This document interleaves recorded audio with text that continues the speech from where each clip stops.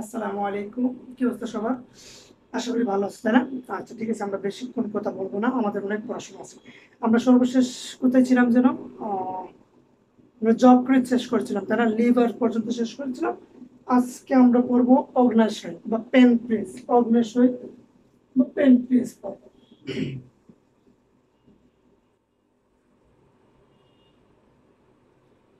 অগ্নাশয় বা pancreas. Pancreas. আচ্ছা আচ্ছা। এটা মনে হয় আমাদের এপিসোড নাম্বার কত রে? এটা আমাদের চ্যাপ্টারের নাম কি ছিল?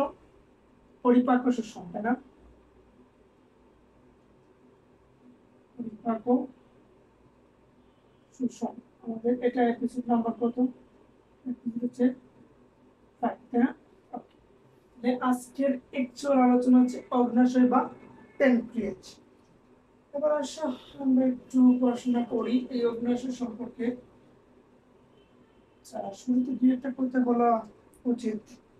আচ্ছা, বলো তো এই অগ্নাশয়টা আসলে স্যার কি? স্যার এটা দেখতে কিরকম স্যার? বা এটা ধরেন স্যার, এই অগ্নাশয়টা আমি হাতে নিলাম, হাতে নেওয়ার পর কিরকম ফিলিংস কাজ করে? মোটা দাগে যদি এদিকে মোটা দাগে যদি আমি বলতে চাই, এই অগ্নাশয়টা হচ্ছে একটা কাঁচামরিচের মতো। আমরা কাঁচামরিচ খাই না? এই কাঁচামরিচের মতো। আপনি যদি এই পেনকেসটা হাতে নেন, হাতে এরকম যদি টিপ মারেন, টিপ মারেন, দেখবে একটা মাংসাল মাংসাল একটা ভাব, মাংসের মতো একটা ভাব থাকবে। তাহলে এই প্যানক্রিয়াস বা অগ্নাশয়টা থাকে কই? আমাদের পেটের ভিতর। পেটের ভিতর কোথায়? ওই যে ক্ষুদ্রান্ত এবং বৃহদান্তের সাথে লাগানো একটা অংশ, তাই না? এরকম। হ্যাঁ, ক্ষুদ্রান্ত এবং এই যে আমাদের বলছিলাম ক্ষুদ্রান্তের সাথে যকৃৎ থাকে আমাদের কি কোন পাশে? এই বাম পাশে না ডান পাশে? আর অগ্নাশয় আমাদের বাম পাশে, তাই না? আচ্ছা, এবার আসুন, আমরা এই অগ্নাশয় সম্পর্কে জানি। দুই একটা কথা আপাতত লিখো। তো এই দুই একটা কথা লিখো, যেমন আমরা বললাম যে অগ্নাশয়টা কিরকম দেখতে? এটা দেখতে তো মাংস। মাংস। এছাড়া স্যার আর কি হতে পারে মাংস ছাড়া? স্যার কালার কিরকম থাকে স্যার? কালারটা হচ্ছে স্যার গোলাপি। কি স্যার? কালারটা হচ্ছে গোলাপি, তবে অ্যাকচুয়াল গোলাপি না। মানে আমরা যেটা বললাম গোলাপি, ঠিক গোলাপি আবার না, এটা হচ্ছে ধূসর বর্ণ। গোলাপি ধূসর বর্ণ। গোলাপি ধূসর বর্ণ। বুঝে গেছে? এবার আপনার প্রশ্ন থাকতে পারে, স্যার এটা কি স্যার? কত লম্বা স্যার? বা কত লম্বা হতে পারে? বা কত মোটা স্যার? এই জন্য আপনি জাস্ট দুইটা লাইন মনে রাখবেন। এই অগ্নাশয়টা হচ্ছে দৈর্ঘ্যটা মনে রাখবা। এই অগ্নাশয়ের দৈর্ঘ্যটা হচ্ছে 12 থেকে 15 সেন্টিমিটার। এবং প্রস্থটা, এবং তার প্রস্থ হচ্ছে প্রায় 5 সেন্টিমিটার। 5 সেন্টিমিটার। লেখা কি ক্লিয়ার দেখা যাচ্ছে রে? আচ্ছা, দৈর্ঘ্য প্রস্থ দেখা যাচ্ছে। এবার কথা হচ্ছে, ও স্যার, ছোট বাচ্চাদের তো স্যার ছোট থাকে, বড় মানুষের বড় থাকে স্যার, আমাদের একরকম থাকে স্যার। না, আপনি কিভাবে বললেন যে দৈর্ঘ্যটা 12 থেকে 15, প্রস্থটা 5 সেন্টিমিটার? ও স্যার, আমরা ক্লাসের শুরু থেকে এই পরিপাক সুষম অধ্যায় শুরু থেকে বলে আসতেছি, আমরা এই মানগুলো হচ্ছে একটা এভারেজ, প্রত্যেকটা সাইন্টিফিক একটা মান দেওয়া, যেটা হচ্ছে সব বিজ্ঞানীরা মিলে একটা এভারেজ একটা মান দিল। ছোট বড় সবার মিলে একটা মান দিল, যেটা এরকম। এটা তো স্বাভাবিক, ছোট বাচ্চাদের ছোট থাকবে, বড় মানুষের বড় থাকবে, এটা স্বাভাবিক না? এটা এভারেজ মান যে আমাদের প্যানক্রিয়াসটা এই দৈর্ঘ্য হতে পারে 12 থেকে 15 সেন্টিমিটার এবং প্রস্থ হচ্ছে 5 সেন্টিমিটার। এবং আমরা বললাম এটা দেখতে হচ্ছে গোলাপি ধূসর বর্ণের। এটা যদি আপনি বলেন স্যার কিরকমের, হচ্ছে মাংসল আকৃতির। ওকে। এবার আসো অগ্নাশয় নিয়ে আমরা কথা বলি। মেইনলি অগ্নাশয়কে আমরা দুইটা পার্টে ভাগ করবো, দুইটা পার্ট করবো। শোনো শোনো, এখন কিছু কথা বলবো, বোঝার প্রয়োজন নেই, শুধু লিখবা। ও স্যার, বুঝবো না কেন স্যার? বুঝার জন্য তো আপনার কাছে আসি। এটা বুঝাবো তো বলছি, এখন জাস্ট একটু লিখো। এই যে প্যানক্রিয়াস, এটার মধ্যে মেইনলি দুইটা পার্ট।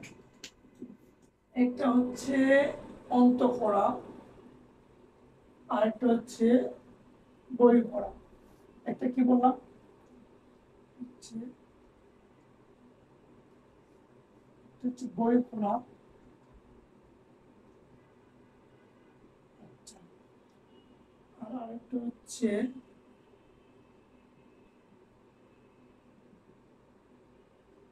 অন্তঃফোড়া। এবার আসো, ও স্যার, এই দুইটা শব্দ সম্পর্কে ডিটেলস বলছি, তার আগে একটু লিখো, একটু নোট করো। এইখানে বই করার নিচে একটু স্টার চিহ্ন দিয়ে লিখো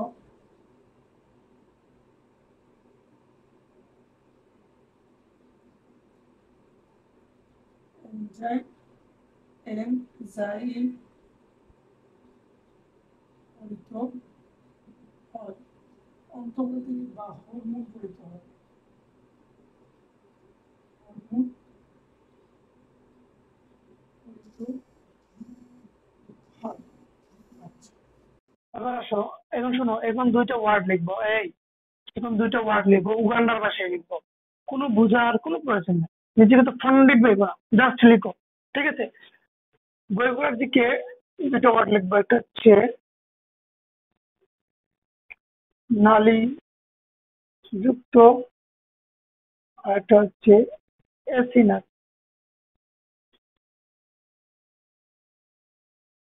অন্তর্গত সেম দুটো ওয়ার্ড লিখবো, হচ্ছে নালীবিহীন, নালীবিহীন বা islets of Langerhans, islands of Langerhans, Langerhans, islets of Langerhans. এবার আসো, এখানে দুইটা কথা বলি, মনে রাখবা। এই যে বই পড়ে না, বই পড়া থেকে এনজয় করতে হয়, এই শব্দটা টানা মুখস্থ করবা। এটিএম অন্তর থেকে হরমোন করতে হবে, এই দুইটা কথা খুব ভালো করে মনে রাখবা। স্যার বই পড়া কি, অন্ত করে কি? আচ্ছা, বহি মানে হচ্ছে বাহিরে, বহি মানে কি বুঝে দিলাম। বহি মানে হচ্ছে, বহি মানে হচ্ছে বাহিরে, আর অন্ত মানে হচ্ছে ভিতরে, আর খরা মানে হচ্ছে মূলত হরিত, আমরা যদি বলি উৎপন্ন। মজার বিষয় হচ্ছে এই যে মাঝে মধ্যে আমরা যখন এই যে আপনারা স্টেট করেন না, ওই দিন একটা আমাদের বলতেছে স্যার আপনি, যে আপনি KMNACHN, আপনি কেমন আছেন, আমি বললাম কি কি লিখছি, আচ্ছা আপনি কেমন আছেন, মানে শর্টকাট হইতে। আবার আরেকজন একদিন আমার দিতেছে যে স্যার কেল কেল কে পিবিএট এসি, আমি বুঝতে পারছি এসি আসছে, এটা বুঝতে পারছি। পিবিএট আচ্ছা প্রাইভেট প্রাইভেট প্রাইভেট, তারপর কেল কে স্যার কারণ কে। ঠিক আছে, আরেকদিন আরেকজনকে বললাম যে আচ্ছা ঠিক আছে, ভালো থাকেন, সুস্থ থাকেন, আল্লাহ হাফেজ। সে আমার রিপ্লাই দিচ্ছে যে ওকে জিডি এনএইট, আমি বললাম কি রে ওকে জিডি এনএইট মানে, বুঝতে পারলাম যে স্যার ওকে তো ওকে, জিডি মানে গুড, এনএইট মানে নাইট, গুড নাইট। মানে কিরকম যে শর্টস করছে এটাও পাই না। আরেকদিন আরেকজন আমার সুন্দর করে একজন আমার এক্সট্রেন্ট আমার জিজ্ঞেস করছে স্যার আপনি লিখতে, স্যার স্যার আপনি JB care N, care N, আমি বললাম যে স্যার আপনি জেবি কারণ, কারণ বুঝতে পারলাম যে এই কে আর এন হয়তো করেন বা করবেন, যেহেতু প্রশ্নবোধক চিহ্ন আছে, বাট জেবি কি, পরে জিজ্ঞেস করলাম যে sorry actual JB what means of JB, সবাই বলতে sir JB sir job, sir J O B job. তো আমি বললাম যে তুইটা তিনটা ওয়ার্ডের মধ্যে দুইটা ওয়ার্ড লিখতে পারলা, আর মাঝখানে একটা ওয়ার্ড লিখতে পারলো না, এ তো আলসে করইলা। তো আমার কাছে মনে হয় এটা আসলে আমরা আলসিকুর হই নাই, আমাদের বিজ্ঞানীরা আমাদেরকে আলসিকুর বানাচ্ছে, ওরা টেকনিক্যালি। যেমন এই যে ওরা শর্ট ফর্ম না, শর্ট ফর্ম না, এই যে অন্তঃকরা, অন্তঃকরা মানে হচ্ছে ভিতর থেকে উৎপাদিত, ভিতর থেকে উৎপাদিত, অন্ত মানে ভিতরে, করা মানে ফরিত, উৎপন্ন, তাহলে ভিতর থেকে উৎপন্ন বা ভিতর থেকে উৎপাদিত। ওই বিজ্ঞানীরা আমাদের মতো করে সহজ করে লিখছে যে অন্তঃকরা মানে ভিতর থেকে উৎপাদিত, এত লম্বা না লিখে লিখছে অন্তঃকরা। সেইভাবে বই করা মানে বাহির থেকে উৎপন্ন করা, সেটাকে তারা একটু সহজ করে লিখছে যে বহি করা। বুঝা গেছে? এখন এক কথা যদি বলি, বই অন্তঃকরা মানে যেটা ভিতর থেকে খরিত হয়, আর বহি করা মানে যেটা বাইরে থেকে খরিত হয়। আরেকটা বিষয়, এনজাইম এবং হরমোন। স্যার অন্তঃকরা হরমোন কিভাবে খরিত হয়, আর স্যার বহি করা কিভাবে এনজাইম করতে হয়, খুব জাস্ট বেসিকলি আমি একটু কথা বলি, একটু পরে ক্লিয়ার করবো। এই যে আমাদের মুখে কি পাওয়া যায়, এনজাইম পাওয়া যায় না, টায়ালিন, মল্টেজ আর পেটে অনেকগুলো পাওয়া যায়। আমরা নেক্সট ক্লাসে বা এই ক্লাসে দেখাবো। এই যে এনজাইমগুলো আমরা ঘুমানোর পর প্রায় সময় মুখের বাইরে চলে আসে না, বা আমরা দেখতে পাই, তাই তো এক কথায় আমরা দেখতে পাই না, তাহলে এটা বাইরে বাইরে দেখা যায় না, সেজন্য এটা হচ্ছে এনজাইমটা হচ্ছে বই ভরা। আর হরমোন কি আপনি কোনো দেখছেন? কারো কি হরমোন দেখতে পাচ্ছেন আপনি? হরমোন হচ্ছে ইন্টারনাল বিষয়, সেটা ভিতরে থাকে, সেজন্য হচ্ছে অন্তঃকরা, মানে ভিতরে করিতে হয়। ডিটেলস আমরা একটু পর বলবো, আপাতত এতটুকু মনে রাখো। অন্তঃকরা হচ্ছে হরমোন, অন্তঃকরা হরমোন, অন্তঃকরা হরমোন, বই করা এনজাইম, বই করা এনজাইম। সহজে মনে রাখবে, বই করা মানে আমাদের মুখ থেকে যে টায়ালিন মল্টেজ গুলা খরিত হয়, এগুলো তো এনজাইম, তাহলে এটা বাইরে, তাহলে বই করা। ওকে, এবার আসো যে বই করা নালীযুক্ত সিনাস, নালী বি, আইলেটস অফ ল্যাঙ্গার। এটা বুঝতে হলে আপনারা আমার সাথে ছোট্ট করে এটা ফিগার আউট করেন। আচ্ছা, মনে আছে আমাদের অগ্নাশয়টা কেমন ছিল? ধরো আমাদের এই যে এরকম ছিল না, এরকম ছিল না আমাদের পাকস্থলী, হ্যাঁ এরকম ছিল পাকস্থলী, এরকম পাকস্থলীর সাথে এখানে এরকম একটা লাগানো ছিল না, এই যে এরকম একটা কাঁচামরিচের মতো অংশ লাগানো ছিল না, মনে আছে? আর এদিকে কি ছিল? এদিকে এরকম লম্বা একটা এরকম ছিল, তাই না? এটার নাম কি বলে মনে আছে? এটার নাম কি? এটা নাম ছিল Vater of ampulla, Vater of, Vater of ampulla, তাই না? বেটার অফ অ্যাম্বুলা, তাই না? এবার আসো, এটা ছিল পাকস্থলী, এটা ছিল আমাদের অগ্নাশয়। অগ্নাশয়টা কিরকম দেখতে? এই যে এরকম, এরকম দেখতে।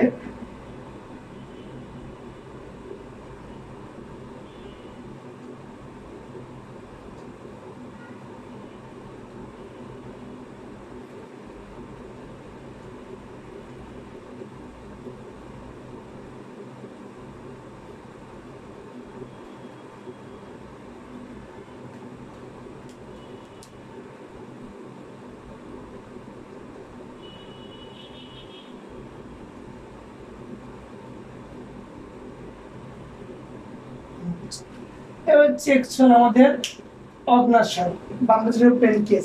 আচ্ছা, আরেকটা মোটা দেখে আমরা বলছিলাম না প্রায় সময় যে অগ্নাশয় হচ্ছে আমাদের মিশ্র গ্রন্থি, তাহলে অগ্নাশয়টা হচ্ছে মিশ্র গ্রন্থি, মিশ্র অগ্নাশয়টা যাদের মিশ্র গ্রন্থি। এই যে অগ্নাশয়টা না, এই অগ্নাশয়টা অ্যাকচুয়ালি দেখতে কিরকম? কাঁচা মরিচের মতো। এখানে দেখো আমরা কি কি দেখতে পাচ্ছি, এই যে এখানে দুইটা, এইটা কি? এই অগ্নাশয়টাকে যদি আমরা একটু জুম আউট করি, যদি বড় করি, তাহলে কেমনে ভিতরটা কেমনে পাচ্ছি? যে ভিতরে আমরা কি পাচ্ছি? এরকম একটা জিনিস পাচ্ছি, যে এরকম একটা জিনিস পাচ্ছি না, এরকম গাছের মতো একটা জিনিস, নালী যুক্ত, তাই না?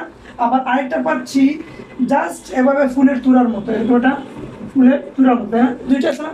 মনে রাখবা, এই যে একটু ফলো করো, একটু ফলো করো, এই যেগুলো আছে না, এই যেটা আছে না, এই যে কালো যেটা নালীযুক্ত, এটা কি? এই দেখো, এটার সাথে নালী যুক্ত না, ওই যে এটা, এটা কি নালী যুক্ত না? ওই নালীর সাথে, ওই নালীর সাথে যুক্ত না? ওই নালীর সাথে যুক্ত যেহেতু, সেটাকে আমরা বলি নালী যুক্ত। ঠিক আছে, নালী যুক্ত, এটা কোন নালীর সাথে যুক্ত স্যার? এই যে এটা নালীর সাথে, এই যে এই নালী, এই নালীটার নাম কি স্যার? এই নালীটার নাম হচ্ছে উইং সাং নালী। কি স্যার? উইং সাং নালী।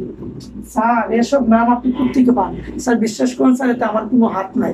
হচ্ছে চায়না একটা বিজ্ঞানী, তার নাম হচ্ছে উইংসাং, সেই নালীটা আবিষ্কার করতে, সেজন্য তার নাম দিয়ে রেখেছে যে উইংসাং নালী। ওকে, এটা আপনি মনে রাখবেন, হচ্ছে নালী যুক্ত, উইংসাং নালী। এবার আসেন এটার দিকে, আসেন এই যে এইটাতে, এটাতে কি অবস্থা? এটা দেখেন তো, এটা কি? এটা যদি নালী আছে, নালী কি যুক্ত আছে? না, তাহলে এটা হচ্ছে নালী বিহীন, নালী বিহীন। মজার কাহিনী হচ্ছে এই নালীযুক্ত যেটা, এটাকে আমরা বলি অ্যাসিনাস। কি স্যার? এই যে নালীযুক্ত যেগুলো, এগুলোকে আমরা বলি অ্যাসিনাস। এই টোটাল অর্গানটাকে বলি আমরা অ্যাসিনাস, অ্যাসিনাস। তাহলে এটা অ্যাকচুয়ালটার নাম কি? অ্যাকচুয়ালটার নাম হচ্ছে, এটার নাম হচ্ছে অ্যাসিনাস। এটা কি? নালীযুক্ত, নালীযুক্ত। আর এটা হচ্ছে নালীবিহীন, এটার অ্যাকচুয়াল নাম কি? এটা হচ্ছে আইলেটস অফ ল্যাঙ্গারহ্যান্স। কি নাম এটা? islets of Langerhans. Langerhans.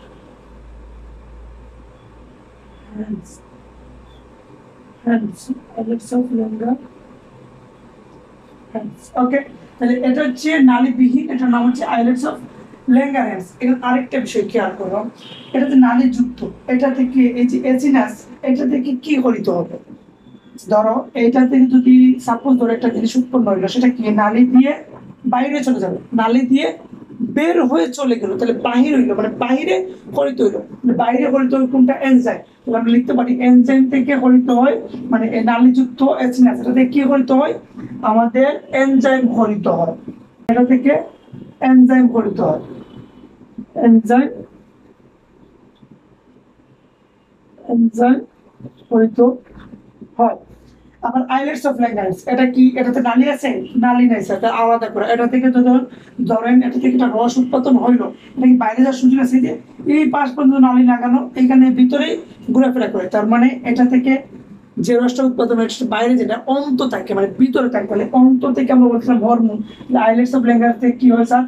Hormone, hormone Harit হয়, হরমোন হরিত হয়। এরপর আপনার যে কাজ, খুব সহজেই মনে রাখবা, পরীক্ষায় অসংখ্যবার পরীক্ষায় প্রশ্ন বলে যে অ্যাসিনাস থেকে, অ্যাসিনাসের আরেকটা নাম হচ্ছে লুবিউল, অ্যাসিনাসের আরেকটা নাম হচ্ছে লুবিউল, লুবিউল কি স্যার?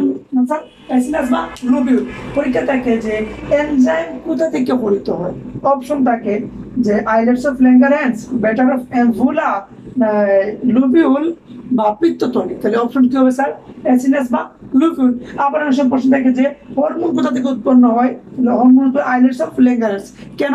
কারণ আরেকটা প্রশ্ন থাকে যে অ্যাকচুয়ালি হরমোন এবং এনজাইম দুটোই একসাথে কোথা থেকে উৎপন্ন হয়? প্যানক্রিয়াস বা অগ্নাশয় থেকে। যদি আরো একটু আলাদা করে বলবে যে এনজাইম হরিত হয় অগ্নাশয়ের কোন অর্গান থেকে? অ্যাসিনাস থেকে। অ্যাসিনাসটা কি নালী যুক্ত নাকি নালী বিহীন? তাহলে নালী যুক্ত। যদি আবার বলে যে আইলেটস অফ ল্যাঙ্গারহ্যান্স, এটা কি নালী যুক্ত নাকি নালী বিহীন? নালী বিহীন। এটাতে কি উৎপাদিত হয়? হরমোন উৎপাদিত হয়। ক্লিয়ার? ওকে, বুঝে গেছে? তাহলে এই তো মোটামুটি আমাদের এই অগ্নাশয় সম্পর্কে বেসিক কথাবার্তা। শোনো, এটা ডিটেলস আমরা আপনারা যখন এমবিবিএস, বিডিএস বা বিপিটি বা আদার্স যত ধরনের মেডিকেল সেক্টর নিয়ে পড়াশোনা করবেন, ল্যাব বলেন, ফিজিও বলেন, রেডিওলজি, প্যাথোলজি, এগুলো যেগুলোই পড়েন সেগুলোতে আপনি ডিটেলস পড়বেন। আমরা ইন্টার লাইফে যতটুকু দরকার ঠিক ততটুকু পড়বো। ওকে, তাহলে বুঝা গেল। এটা হচ্ছে এই ফিগারটার নাম কি? এই ফিগারটার নাম হচ্ছে স্যার অগ্নাশয়, অগ্নাশয় বা প্যানক্রিয়াস। অগ্নাশয়ের মধ্যে আমরা কি কি পাইলাম স্যার? এই টোটাল অগ্নাশয়টার মধ্যে দুইটা পার্ট, একটা হচ্ছে একটা হচ্ছে বহিঃকরা, অন্তঃকরা। বহিঃকরার ভিতরে বললাম আমরা এনজাইম গঠিত হয়, যেটা বাইরে থেকে, আর অন্তঃকরার ভিতরে হরমোন গঠিত হয়, এবং আমরা এটাকে বললাম নালীযুক্ত। এখন শুনো, বিজ্ঞানীদের আর কোনো খায় দিয়ে কাজ নেই, বুঝছো? আমাদেরকে সহজ বিষয়টা একটু কঠিন করেছে। যেমন আমরা জানি এটা নালীযুক্ত, ওরা বলে না নালীযুক্ত বলবো না, আমরা বলবো এটা সোনাল গ্রন্থি। কি বলবো এটা? তারপর সেটা নালীযুক্ত বা সোনাল গ্রন্থি। দেখছো এই পেনগুলা, সিগমা ফ্লোর পেনগুলা চরম বেয়াদব, ঠিক আছে? যখন তখন কালি বের হয়ে পড়ছে। ওকে, এটা হচ্ছে সোনাল গ্রন্থি, সোনাল গ্রন্থি, সোনাল গ্রন্থি। আর এটা হচ্ছে অনাল গ্রন্থি, ও নাল, অনাল গ্রন্থি। আপনি কি বুঝলেন স্যার? সোনাল আর অনালের মধ্যে স্যার অ্যাকচুয়াল কি পার্থক্য আছে? সোনার আর অনার মধ্যে কোনো পার্থক্য নাই। মানে আমরা বলি না যে শরীরে, শরীরে মানে আমি নিজে উপস্থিত থেকে, মানে মানে অ্যাকচুয়ালি আছে বোঝায়। মানে এই মানে এই যে এই আছে না, এই মানে বোঝায় আছে, বোঝায় আছে। তাহলে কি আছে? নাল আছে, সোনাল। নাল মানে অ্যাকচুয়াল নালী বুঝতে, সোনাল মানে নালী যুক্ত গ্রন্থি। তাহলে এই বহিঃকরা গ্রন্থিটা হচ্ছে নালী যুক্ত, আর নালী বিহীন, নালী নেই মানে অনাল। আমরা বলি না যে সে অহেতুক, মানে সে হেতুক না, অহেতুক। আমরা বলি না অভাব, মানে যার অভাব আছে, ভাব যার, বুঝতে পারছো? মানে ও মানে বুঝায় এই মাঝে, এটা হচ্ছে উপসর্গ, এই ও মানে বুঝায় নাই। তাহলে এই যে অনাল মানে নালী নাই, কি গ্রন্থি, তাহলে অনাল গ্রন্থি। বুঝে গেছে? আচ্ছা, তারপর আমরা বললাম যে এই বহিঃকরা থেকে যে নালীটা বা যে অর্গানটা পাই, সেই অর্গানটার নাম হচ্ছে এসিনাস বা লুবিউল, এবং অন্তঃকরা থেকে যে অর্গানটা পাই সেটা হচ্ছে islets of Langerhans. Sir islets of Langerhans কি স্যার? বুঝলাম না স্যার। বিজ্ঞানী আইলেটস অফ ল্যাঙ্গারহ্যান্স, বিজ্ঞানী ল্যাঙ্গারহ্যান্স এটা আবিষ্কার করেন। আর আইলেটস মানে কি জানি আমরা?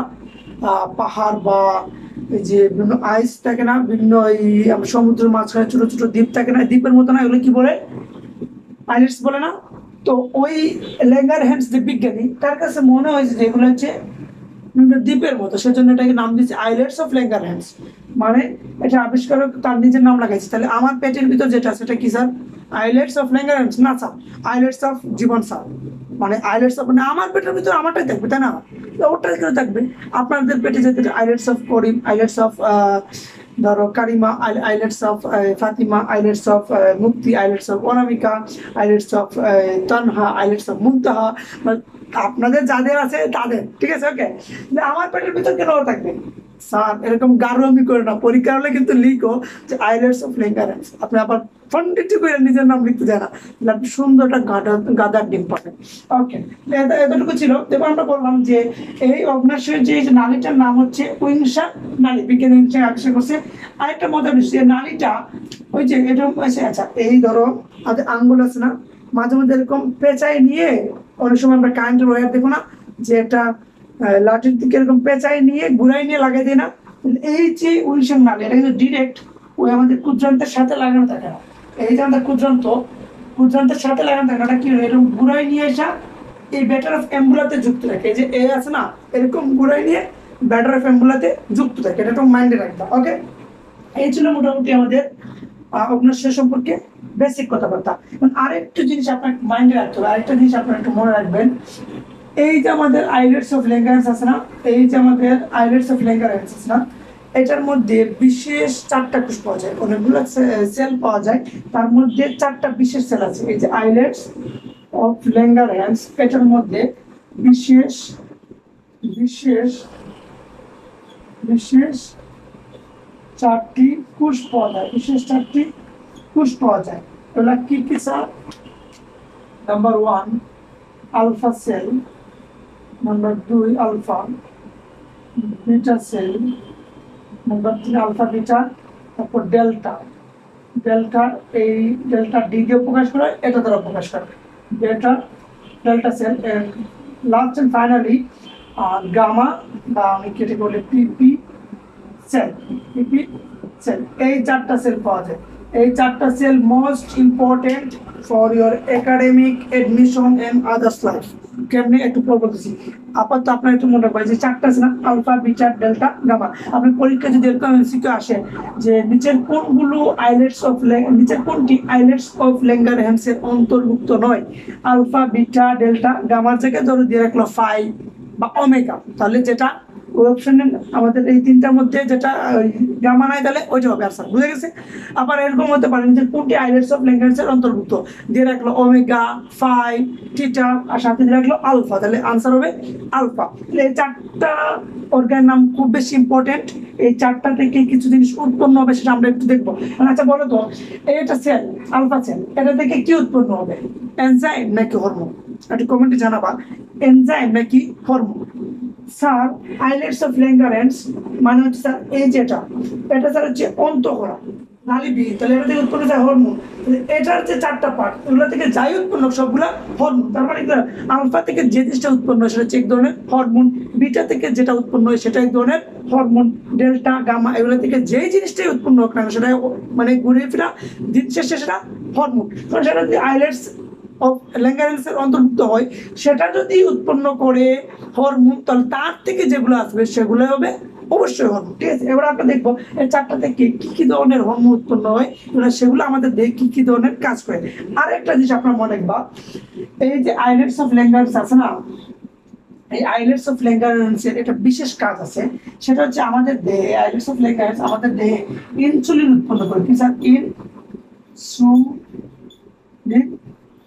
উৎপন্ন করে, ইনসুলিন উৎপন্ন করে। এটা একটু মনে রাখবা।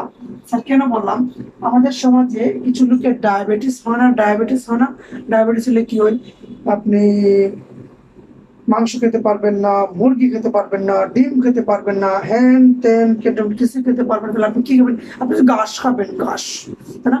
এই যে আমরা বলি ডায়াবেটিস, ডায়াবেটিস হয় এই ইনসুলিনের অভাবে, ইনসুলিনের অভাব।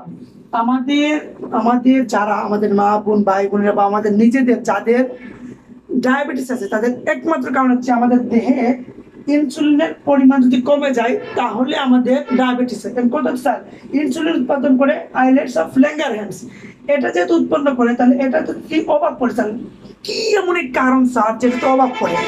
এজন্য আপনাকে আরেকটা জিনিস মনে রাখা লাগবে, আমরা যে চিনি খাই না, আমাদের দেহে যখন চিনির পরিমাণ বেড়ে যায়, আমাদের দেহে যখন চিনির পরিমাণ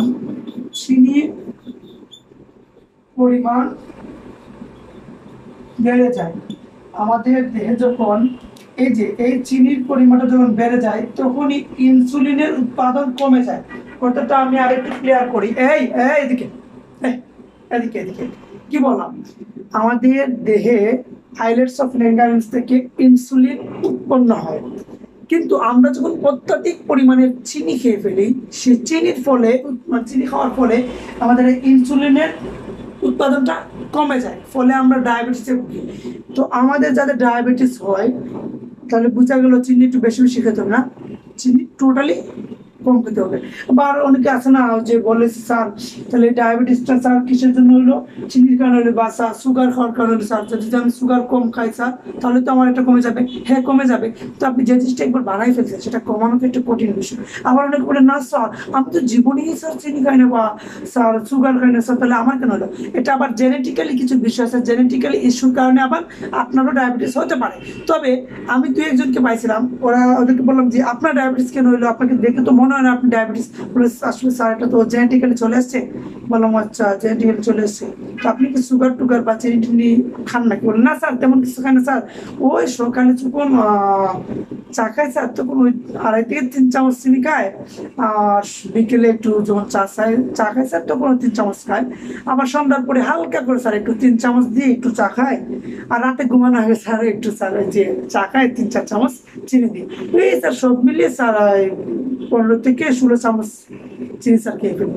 আমি হিসেব করলাম 16 চামচ তো প্রায় চলে আসছে প্রায় 200 থেকে 250 গ্রাম। তাহলে সে চিনি খায় না, সে সুগার খায় না, কিন্তু দিন শেষে 250 গ্রাম সুগারই খাইল, তাহলে তার কি ডায়াবেটিস হবে না? যখনই আমাদের দেহে চিনির পরিমাণ বেড়ে যায় তখনই আমাদের ইনসুলিনের উৎপাদন কমে যায়, আর যেই কিনা আমাদের ইনসুলিনের পরিমাণটা কমে গেল তখনই আমরা ডায়াবেটিসে ভুগি। তাহলে বোঝা গেল আইলেটস অফ ল্যাঙ্গারহ্যান্স সেটা আমাদের ইনসুলিন উৎপন্ন করে, আর যখনই আমাদের দেহে চিনির পরিমাণ বেড়ে যায় তখন সেটা ইনসুলিনের অভাব হয়, আর যখন ইনসুলিনের অভাব হয় তখনই আমরা ডায়াবেটিসে ভুগি। ডায়াবেটিস রোগে আক্রান্ত হয়, কথা কি ক্লিয়ার নাকি বেজাল আছে? এই পর্যন্ত ক্লিয়ার? ওকে, তাহলে আমি মুছে দিলাম।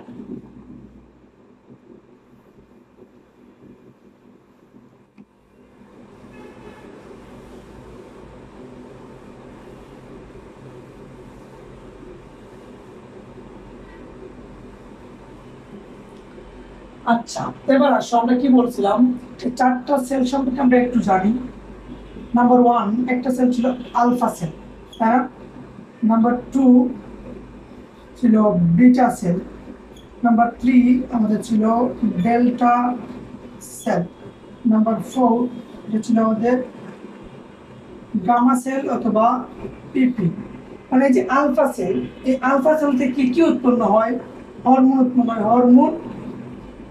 উৎপন্ন হয়, তাই না? এই আলফা সেল থেকে যে হরমোনটা উৎপন্ন হয় সে হরমোনের নাম হচ্ছে গ্লুকাগন হরমোন। কি স্যার? Glucagon hormone. তাহলে আলফা সেল থেকে কোন হরমোনটা উৎপন্ন হয়? Glucagon hormone. বিটা সেল থেকে যে হরমোন উৎপন্ন সেটার নাম কি স্যার? আলফা থেকে হয় গ্লুকাগন এবং বিটা থেকে যেটা হয় সেটা হচ্ছে ইনসুলিন। কি স্যার? ইনসুলিন। এবং ডেল্টা বা ডি থেকে যেটা হয় সেটা হচ্ছে সোমাটোস্টেটিন। কি স্যার?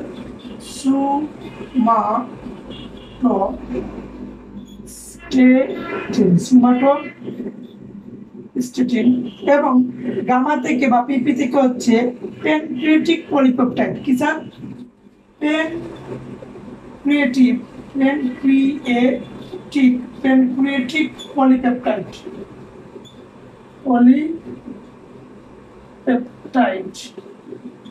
Pancreatic polypeptide. এখন আরেকটা জিনিস মনে রাখবা, এই আলফা থেকে যে হরমোন উৎপাদন হয় গ্লুকাগন, সে করে কি আমাদের দেহের যে গ্লুকোজ আছে গ্লুকোজের পরিমাণ বাড়িয়ে দেয়, ইনক্রিজ করে ফেলে। তাহলে এই গ্লুকাগন কি করে আমাদের দেহে গ্লুকোজের পরিমাণ এই যে এই উপরে যে চিহ্নটা কি বোঝাচ্ছে, গ্লুকোজের পরিমাণ বাড়িয়ে দেয়, ইনক্রিজ করে ফেলে, ইনক্রিজ করে ফেলে, বুঝা গেছে? তাহলে আলফা কি করে, আলফা থেকে যে হরমোনটা উৎপাদন হয় সেই হরমোনটা হচ্ছে গ্লুকাগন, সে আমাদের দেহে গ্লুকোজের পরিমাণ বাড়িয়ে দেয়। আর বিটা বা ইনসুলিন কিছুক্ষণ আগে বলছি, সেটা আমাদের দেহে গ্লুকোজের পরিমাণ কি করে কমিয়ে দিই। আমরা বললাম না ইনসুলিনের অভাবে আমাদের কি হয়, ডায়াবেটিস হয়। তাহলে এই বিটা সেল বা ইনসুলিন সে গ্লুকোজের পরিমাণ রিডিউস করে মানে কমিয়ে দেয়। এবং ডেল্টা বা সোমাটোস্টেরন, এই ডেল্টা থেকে আমাদের যে হরমোনটা সেটা হচ্ছে সোমাটোস্টেরন, সে বলে ভাই তোমরা কি শুরু করলা, এই আলফা গ্লুকাগন কি করে গ্লুকোজের পরিমাণ বাড়াই দেয়, আবার এইদিকে বিটা ইনসুলিন সে গ্লুকোজের পরিমাণ কমাই দেয়, কেউ মারাত্মক কমাই দেয়, কেউ মারাত্মক বাড়াই দেয়। তোমাদের যে মারামারি, তোমাদের তো আসলে একজন বিচারক দরকার, তোমাদেরকে একটু ব্যালেন্স করা দরকার, তাই না? তোমাদের বড় ভাই দরকার। এই যে বড় ভাই, এই যে সোমাটোস্টেরন বড় ভাই, সে বলে যাক তোমরা মারামারি করে যাই করো, আমি তোমাদেরকে ব্যালেন্স করবো। সোমাটোস্টেরন কি করে আলফা এবং আলফা এবং আলফা এবং বিটাকে নিয়ন্ত্রণ করে, কি করে নিয়ন্ত্রণ করে। অ্যাকচুয়ালি কি নিয়ন্ত্রণ করে, তাদের মধ্যে যে গ্লুকোজের পরিমাণ বাড়া এবং নামা, এই দুইটাকে নিয়ন্ত্রণ করে আমাদের সোমাটোস্টেরন। তাহলে সোমাটোস্টেরন ভাইটা খুব বুঝদার, সে অন্যের বুঝতে একটু ভালোই বুঝতে না। সর্বশেষ আছে এই যে গামা বা পিঁপড়ে, আমাদের সমাজে কিছু লোক আছে না, যে আপনি মরে যান নাকি আপনি বাইচা আছেন, যাই করেন তার কোনো ফিলিংস নাই, সে তার মতো করেই আছে। এরকমই কিছু পার্সন আছে যে তার মধ্যে একটা হচ্ছে গামা বা পিপিআই, যেটা আমরা বলি প্যানক্রিয়াটিক পলিপেপটাইড। সে গ্লুকোজের পরিমাণ ভালো নাকি গ্লুকোজের পরিমাণ কমলো, সে নিয়ন্ত্রণে আছে নাকি এটা নিয়ন্ত্রণে নাই, তার কোনো চিন্তাই নাই। সে তার মতো করে প্যানক্রিয়াটিক পলিপেপটাইড, মানে যে এটা থেকে প্যানক্রিয়াটিক পলিপেপটাইড হরমোন সেটা জাস্ট স্খলিত হয়, সেটা জাস্ট কি হয় পরিত হয়, তার আর কোনো চিন্তাই নেই।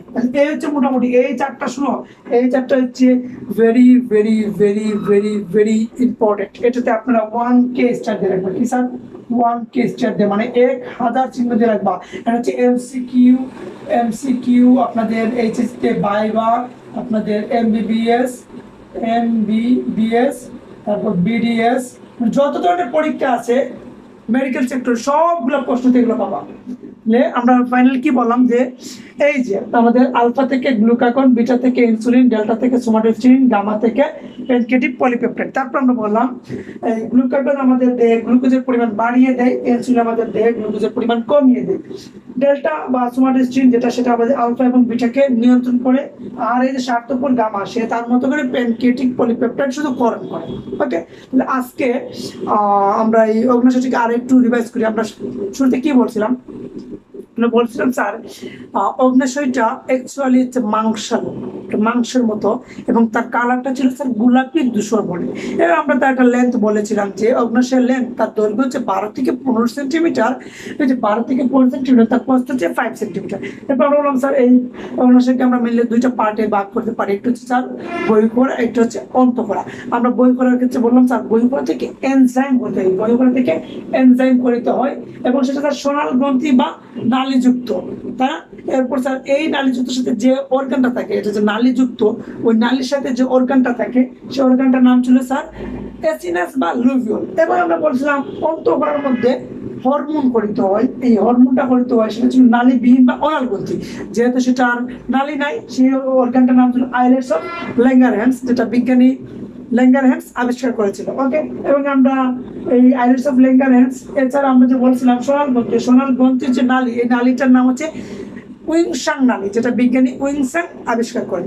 এরপর আমরা বলছিলাম যে আইলেটস অফ ল্যাঙ্গারহ্যান্স, এটার মধ্যে বিশেষ 4টা কোষ আছে। সেই 4টা কোষের নাম আমরা বলছিলাম আলফা, বিটা, ডেল্টা, গামা।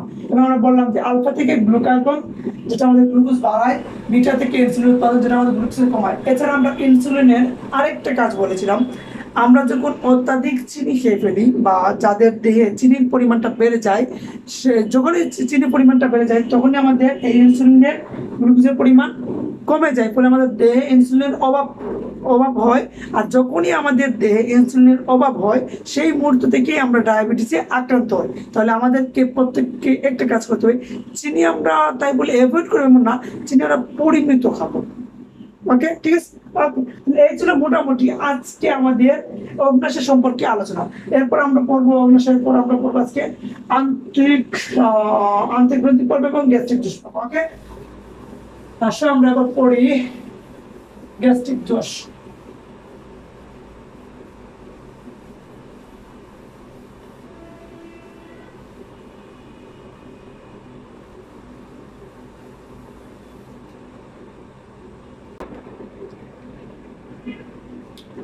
আচ্ছা, এবার আসলে আমরা বলছিলাম আমরা গ্যাস্ট্রিক গ্রন্থি নিয়ে আলোচনা করবো বা গ্যাস্ট্রিক দোষ নিয়ে আলোচনা করবো। মেইনলি এই যে গ্যাস্ট্রিক গ্রন্থি, এটা হচ্ছে 4 প্রকারের কোষ নিয়ে গঠিত, ঠিক আছে। এই মানে গ্যাস্ট্রিক গ্রন্থি যে হচ্ছে মেইনলি 4টা কোষ নিয়ে গঠিত। কি কি স্যার? এটা হচ্ছে অগ্ন্থিক কোষ, হচ্ছে মিউকাস কোষ, একটা হচ্ছে অগ্ন্থিক কোষ বা এটাকে আমরা বলি প্যারাইটাল কোষ, আর হচ্ছে মিউকাস কোষ, আর হচ্ছে আর্জেন্টাফিন কোষ, সর্বশেষ হচ্ছে জাইমোজেনিক অর চিফ কোষ। আপনাকে এখানে ছোট্ট করে একটা টেকনিক মনে রাখতে হবে। যদি আপনার এখান তো কঠিন মনে হয় তাহলে তুমি তো ইউটিউবে অনেক কিছু সার্চ করো, অনেক কিছু তো আপনার মুখস্থ করো, এই জামাল কুদুর টামাল কুদুর লুটপুট কেয়া, তারপর যে মেয়ে পেটলা পেটলা না কি যেন গান আছে না, সবগুলোই তো আপনার মনে রাখেন, তাই না? কি কঠিন কঠিন একটা গান তুমি মুখস্থ করতে পারো, জীবন স্যার ছোট ছোট টেকনিক মনে রাখতে পারবো না। মনে রাখবা যে অমি আজা, অমি আচ্ছা, মানে বুঝো না, যে ধরো আপনার এক ফ্রেন্ড অমি, সে দুষ্টুমি করছে, তা ডাকলা অমি আজা আজা, মানে কাছে আসো, অমি আজা। এই যে অমি আজা কিভাবে অ দিয়ে মনে রাখবা, অগ্ন্থিক কোষ, মি দিয়ে মিউকাস কোষ, আ দিয়ে আর্জেন্টাফিন কোষ, আর যা দিয়ে জাইমোজেনিক কোষ বা চিফ কোষ। ওকে, রাইট। আচ্ছা, এটা মনে রাখবা। এখন কথা স্যার, এই 4টা কোষের সাথে কি করে, এগুলোর কাজ কি? এগুলো আসলে ডিটেলস পাওয়া লাগবে না, জাস্ট আপনাদের আমি বলি, যা বলবো তাই মনে রাখবা। অগ্ন্থিক কোষ বা প্যারাইটাল কোষ, সেটা দিয়ে আমাদের হাইড্রোক্লোরিক সেল উৎপন্ন হয়। ওই যে মনে আছে বলছিলাম প্রথম লেকচারে যে হাইড্রোক্লোরিক অ্যাসিড উৎপন্ন হয় কোথা থেকে? অ্যাকচুয়ালি প্যারাইটাল কোষ থেকে। এই প্যারাইটাল কোষ বা অগ্ন্থিক কোষ এটা আসলে অ্যাকচুয়ালি কোথায় পৌঁছে স্যার? আমাদের গ্যাস্ট্রিক কোষ। স্যার গ্যাস্ট্রিক কোষ দেখো, এটা ধরো এই যেটা কি, এটা হচ্ছে আমাদের পাকস্থলী, তাই রাইট? এটা ধরো আমাদের একটা পাকস্থলী, এই পাকস্থলীর মধ্যে গ্যাস্ট্রিক গ্রন্থি কই স্যার? এই যে পাকস্থলীতে এরকম গোটা গোটা গোটা গোটা ফুটা ফুটা ফুটা ফুটা দিছি না আমি, এই ফুটা ফুটা এইগুলোকে বলা হয় গ্যাস্ট্রিক গ্রন্থি। আর ফুটা ফুটার উপরে আরেকটা দেখবে যে সবুজ কালার আছে না, এরকম বেলুনের মতো ফুল আছে, এগুলোকে বলে গ্যাস্ট্রিক পিট। গ্যাস্ট্রিক পিট এগুলো প্রায় 3.5 মিলিয়ন থাকে। কতটা? 3.5 মিলিয়ন। 3.5 মিলিয়ন মানে প্রায় 30 আর 5 35 লক্ষ। চিন্তা করছো, 35 লক্ষ গ্যাস্ট্রিক পিটস থাকে। এবং এই যে ভিতরে যেগুলো দেখছি ওগুলো আমাদের গ্যাস্ট্রিক দোষ। এবং আমাদের পাকস্থলীতে এভারেজে ডেইলি 2 লিটার গ্যাস্ট্রিক দোষ করিতে হয়। কত লিটার স্যার? 2 লিটার, প্রায় 2 লিটার গ্যাস্ট্রিক দোষ আমাদের পাকস্থলীতে রেগুলার করিতে হয়। এবং কথা হচ্ছে স্যার, এই যে মিউকাস কোষ, এটার কাজ কি? এটা হচ্ছে পিচ্ছিল মিউকাস উৎপন্ন করে। মিউকাস কোষ, মিউকাস জিনিসটা একটা পিচ্ছিল পদার্থ, সেই মিউকাস কোষটা আমাদের পিচ্ছিল মিউকাস উৎপন্ন করে, এটা আমরা বুঝতে পারলাম। আর্জেন্টিনাফিন কোষ স্যার, এটার কাজ হচ্ছে গ্যাস্ট্রিক গ্যাস্ট্রিক ইনট্রিনসিক ফ্যাক্টর সৃষ্টি করা। মানে আপনার প্রশ্ন হবে, ও স্যার গ্যাস্ট্রিক ইনসেন্ট্রিক ফ্যাক্টর সৃষ্টি করে, তাহলে স্যার গ্যাস্ট্রিক ইনট্রিনসিক ফ্যাক্টর কি, কাকে বলে, কত প্রকার, কি কি স্যার একটু ব্যাখ্যা সহ এক্সাম্পল দেন স্যার, তাহলে ভালো হবে। শুনো, ফন্ডিটি করতে চায় না, উল্টা বুঝতে চায় না, যেভাবে যে জাস্ট আপনাদের এতটুকু ইনফরমেশন আছে, আপনি জাস্ট এতটুকু ইনফরমেশন মনে রাখবা, এটা উল্টে বুঝতে চাবে না স্যার, এটা আসছে স্যার, কেন আসছে, এটা কি করে স্যার, উল্টা বুঝতে না, উল্টা বুঝলে কিন্তু অবস্থা খারাপ হয়ে যাবে। ঠিক আছে, বুঝে গেছে?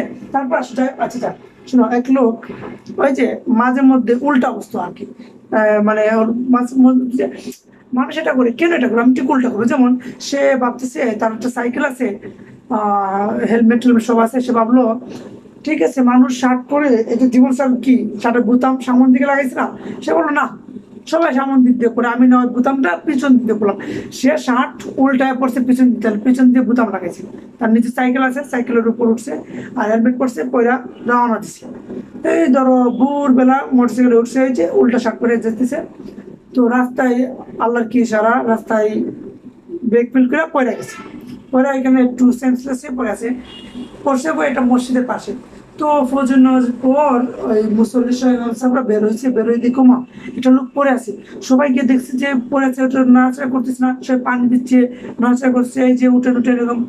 তো ইমাম সাহেব পিছন দিতে বলতেছে, আরে মিয়া ও পানি দিবা পড়ে, ওই দেখো ওর মাথাটা ঘুরে গেছে, দেখো ভালো করে মাথাটাকে ঘুরাও, তোরা দুইটা মাথাটা ঘুরাই দিছে কেন, যে সামন দিক দিয়ে হচ্ছে তোর পিছন দিক দিয়ে তো আর বুতাম, তাহলে মাথা হচ্ছে সামন দিক, তার মানে কি ওরা মনে করছে যে অ্যাক্সিডেন্ট করে মাথা ঘুরে গেছে, দেখ ঘুরাই দিয়ে, ভালো করে ঘুরে দিছে, বুঝতে পারছো, যে উল্টা বুঝছিল।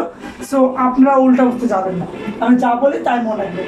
এই আর্জেন্টিনা কোর্সটা গ্যাস্ট্রিক ইন্টেনসিক ফ্যাক্টর সৃষ্টি করে, জাস্ট এতটুকু মনে রাখবা। তারপর জাইমোজেনিক কোষ বা চেফ কোষ, এটার কাজ হচ্ছে নিষ্ক্রিয় পেপসিনোজেন উৎপন্ন করে। এবার মনে আছে ওই যে আমরা বলছিলাম যখন পাকস্থলী পড়াইছিলাম যে স্যার আমাদের যে নিষ্ক্রিয় পেপসিনোজেন উৎপন্ন করে, অ্যাকচুয়ালি কোথা থেকে উৎপন্ন হয় সেটা হচ্ছে স্যার জাইমোজেনিক কোষ বা চেফ কোষ থেকে। তাহলে নিষ্ক্রিয় পেপসিনোজেন কোথা থেকে উৎপন্ন হয় স্যার, জাইমোজেনিক বা চেফ কোষ থেকে। এবার আসো স্যার আপনার প্রশ্ন হতে পারে স্যার গ্যাস্ট্রিক গ্রন্থি থেকে বলেন স্যার গ্যাস্ট্রিক জুস, গ্যাস্ট্রিক জুসের মধ্যে স্যার কি কি উপাদান থাকে, এগুলো এমসিকিউর জন্য, এগুলো আহামরি তেমন ইম্পর্টেন্স না, তারপরে মনে রাখবা।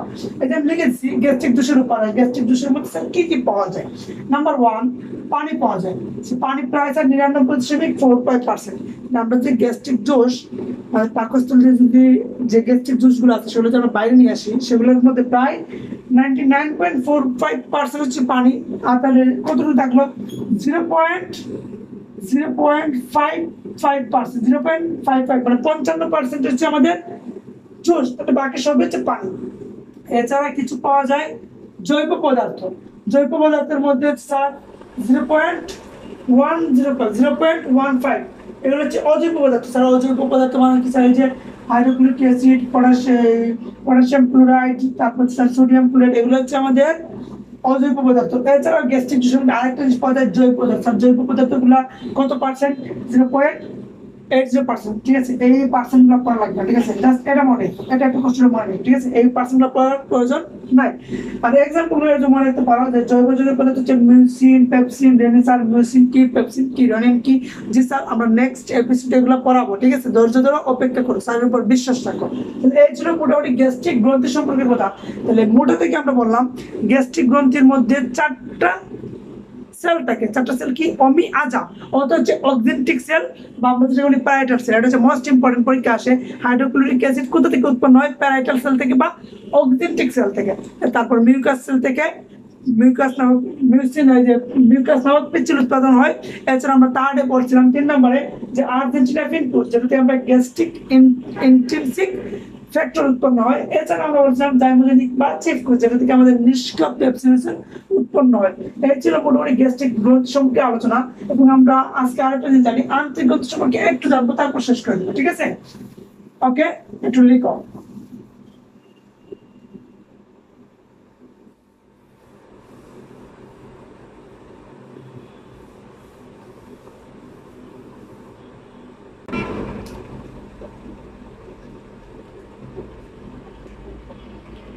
এবার দেখো আমরা বলছিলাম যে আন্তরিক গ্রন্থি সম্পর্কে জানবো। অ্যাকচুয়ালি আন্তরিক গ্রন্থি সম্পর্কে আসলে তেমন কিছু জানার প্রয়োজন নাই, দুই একটা কথা আছে যেগুলো জানলেই চলবে। যেমন আন্তরিক গ্রন্থি স্যার কি কোন কোনগুলা বা এগুলোর নাম কি স্যার, অনেকগুলো আছে, বেশ কয়েকটি আছে, আমরা জাস্ট 5টা নাম দিলাম, সেগুলো করলে এরা মোর দেন নাম, ঠিক আছে, ইন্টারনেটে এগুলো যথেষ্ট। বললাম আন্তরিক গ্রন্থি, আন্তরিক গ্রন্থি কোষ সমূহ কি কি স্যার, ব্রাশ কোষ, গবলেট কোষ, পেনেট কোষ, আর্জেন্টাইন কোষ, লিভার কোন কোষ। এবং প্রত্যেকটা কোষ হচ্ছে এক কোষী গ্রন্থি, প্রত্যেকটা কোষ কি এক কোষী গ্রন্থি। গ্রন্থিগুলোর নাম আমি আরেকবার বলি, ব্রাশ কোষ, ব্রাশ, গবলেট, পেনেট, আর্জেন্টাইন, লিভার।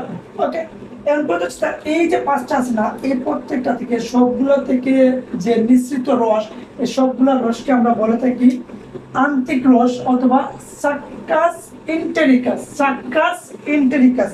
এবার আসো এই যে সাক্কাস, সাক্কাস, আচ্ছা বলো খেলাধুলা দেখতে গেলে কি এটা সাক্কাস হয় না, হুট করে গোল হয়ে যায়, হুট করে এই গোলকিপার বল আটকে ফেলে, এটা সাক্কাস না। এই যে আমরা বললাম যে তা থেকে নিঃসৃত রসকে বলে আন্তিক রস বা সাক্কাস ইন্টেরিকাস রস। যেমন এই সাক্কাস যখনই মনে বা আন্তিক গ্রন্থি আসবে তাহলে সাক্কাস ইন্টেরিকাস, সাক্কাস ইন্টেরিকাস কিসের সাথে, এটা খেলাধুলার সাথে রিলেটেড না।